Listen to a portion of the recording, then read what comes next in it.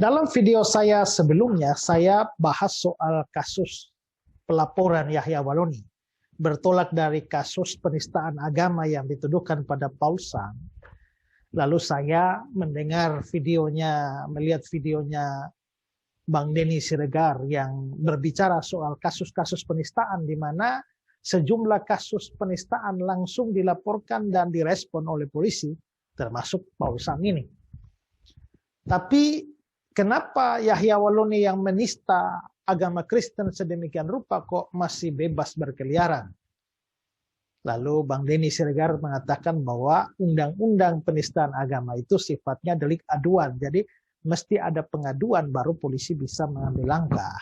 Nah, mungkin karena orang Kristen dengan ajaran kasihnya tidak boleh membalas jahat dengan jahat atau mengasihi musuh, membuat orang Kristen tidak mau melapor, sehingga akhirnya ya Yahya tetap tidak ada, pihak kepolisian tidak merespon apa-apa terhadap kasus atau tindakan penistaan agama dari Yahya. Tapi saya menunjukkan dalam video itu bahwa sebenarnya sudah dilaporkan, ya. Bahkan saya memaparkan dua bukti surat laporan dari Darius Sahelangi dan juga Feni Rogaham. Bahkan juga menunjukkan surat di mana saya dipanggil untuk menjadi saksi atau memberikan keterangan. Dan itu sudah dilakukan dari tahun 2019. Tapi ternyata sampai saat ini kasus itu hilang lenyap begitu saja, tidak ada tindak lanjut dari pihak kepolisian. Tapi saya lupa memberikan satu informasi, karena itu saya berikan buat video ini lagi untuk menambahkan informasi. Waktu itu saya berkonsultasi terus dengan Pak Sahelangi, Darius Sahelangi, dan juga Pak Feni Rogahan dan beberapa teman yang lain. Saya pantau perkembangannya tuh sampai mana, kok tidak ada tindak lanjut. Lalu katanya bahwa pihak kepolisian masih menunggu informasi lagi, masih perlu saksi dari Papua. Nah, siapa saksi dari Papua yang ditunggu oleh polisi itu? Nah, itu adalah Pak Laurentius Renal. Nah, siapa Pak Laurentius Renal ini? Nah, begini, waktu itu saya sempat pergi ke Papua dalam waktu masih panas-panasnya, heboh-hebohnya saya mau debat dengan Yahya Waloni, tapi tidak jadi. Saya akhirnya menelusuri sampai ke Papua, karena Yahya Waloni kan dia mengaku orang hebat, dia sekolah di mana ya, S3 di Israel, kuasai bahasa Ibrani, dia adalah mantan rektor sekolah teologi, lalu pendiri UKI Papua, lalu pendeta di gereja Papua. Nah, saya terus terang tidak percaya omong gosong dari orang biadab ini. Lalu saya demi mendapatkan bukti, saya pergi ke sana. Nah, saudara bisa lihat video penelusuran saya ke Papua itu, baik di gereja Papua maupun juga di Universitas Kristen Papua UKI, ya. Dan di sana dibuktikan bahwa memang itu pembohong sama sekali itu, ya. Begitu juga dengan di Balikpapan. Saudara silakan search di YouTube, ya. Video saya, klik saja keywordnya Yahya Waloni di akun YouTube saya, itu akan banyak keluar penelusuran saya tentang penipuan-penipuan yang dilakukan oleh Yahya Waloni ini.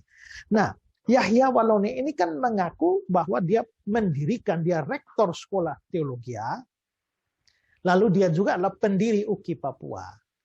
Nah, penelusuran saya ke Papua itu, lalu saya bertemu dengan ketua yayasan pertama dari UKI Papua itu, yaitu Pak Laurentius Renal.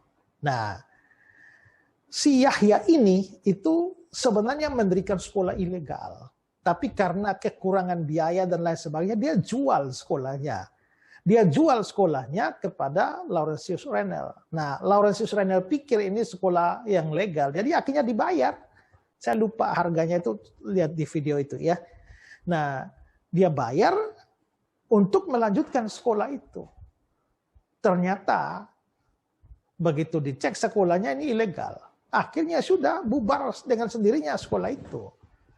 Sehingga si Bapak Laurentius Renal ini lalu akhirnya bersama dengan teman-teman, ya sudahlah kita urus izin baru untuk membuat sekolah yang resmi. Lalu jadilah UKI Papua itu. Nah, jadi Pak Laurentius Renal ini itu tahu semua ceritanya dari awal sampai akhir dengan segala macam tetek bengeknya si Yahya ini. Itulah sebabnya maka pihak kepolisian merasa perlu memanggil Pak Laurentius Renel untuk dimintai keterangan. Nah, tapi untuk bisa minta keterangan dari Pak Laurentius Renel itu Pak Laurentius dari Papua itu perlu didatangkan ke Jakarta. Nah, lalu pihak kepolisian itu ya meminta datangkan Pak Laurentius Renel justru kepada Pak Darius Sahelangi dan juga Pak Feni Rogahan juga saya. Nah, persoalannya adalah siapa yang mau membiayai kedatangan Pak Laurentius Renel ke Jakarta. Nah, karena tidak ada biaya untuk itu ya sudah akhirnya ya hilang lenyap begitu saja. Nah, tapi saya pikir-pikir ada yang aneh ya. Kalau memang polisi menganggap bahwa ini adalah benar-benar kasus yang serius. Kenapa? Kalau memang ada kendala, kenapa kepolisian tidak saja mendatangkan Pak Laurentius Renel? Atau tidak usah kalau memang tidak mengeluarkan biaya. Ya hubungi saja Polda Papua sana. Suruh Polda Papua yang memanggil Pak Laurentius Renel ambil kesaksiannya. Tinggal disatukan saja.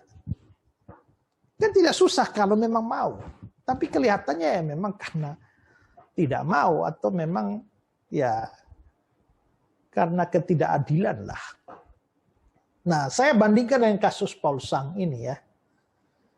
Kok Paul Sang itu di luar negeri, kok bisa cari ya, pakai Interpol untuk berusaha mendatangkan Paul Sang dari luar negeri. Biaya dari mana? Kok bisa mencari orang di luar negeri tapi mencari di Papua saja tidak bisa? Nah, ini yang jadi tanda tanya. Jadi Pak polisi coba ya jawab itu. Mengapa sampai dibiarkan begitu saja hanya gara-gara tidak bisa datangkan Pak Laurentius Renel? Pak Laurentius Renel dikontak setuju untuk beri kesaksian. Tapi dia juga tidak punya biaya datang ke Jakarta. Karena datang Jakarta biayanya banyak. Menginapnya siapa yang urus, makan minumnya siapa yang urus. Ya. Jadi sekarang dengan kasusnya Paul Sang ini kita mau menantang Pak polisi. Gimana? Tindak lanjuti kasusnya laporan Yahya atau tidak? Ya. Dan bagaimana mengambil kesaksian Pak Laurentius Renel? Dan kalau bisa diambil kesaksiannya, terus diproses atau tidak? Atau dibiarkan begitu saja? Sekarang kita menanti keadilan. Ini bukan urusan balas dendam atau tidak mengasihi musuh. Kita harus mengasihi musuh, tidak boleh karena kebencian. Tapi di sisi lain juga salah satu bentuk kasih itu adalah tidak bersukacita karena ketidakadilan. Ya, kita juga perlu memperjuangkan kesetaraan hak kita sebagai bangsa, warga bangsa dan negara, warga negara di Indonesia kita yang tercinta ini. Ya, jadi saya mau bilang kepada Pak polisi, kalau Paul Sang di luar negeri Anda bisa kejar. Ya, kenapa tidak bisa kejar Yahya Walloni di dalam negeri, di ujung mata kita ini? Dan kenapa kalau bisa keluarkan biaya cari Paul Sang di luar negeri, kenapa tidak bisa urus Pak Laurentius Renel untuk diambil kesaksiannya? Kan mudah saja kalau mau. Ya. Mau mengejar orang yang nun jauh di sana, tapi yang di depan mata orang Kupang, yang di depan mata biji sendiri, kok dibiarkan terus begitu itu bagaimana? Ya, jadi bagaimana Pak polisi? Kami warga negara Indonesia beragama Kristen menunggu sampai di mana keadilan ditegakkan di bangsa ini. Itu saja tambahan saya.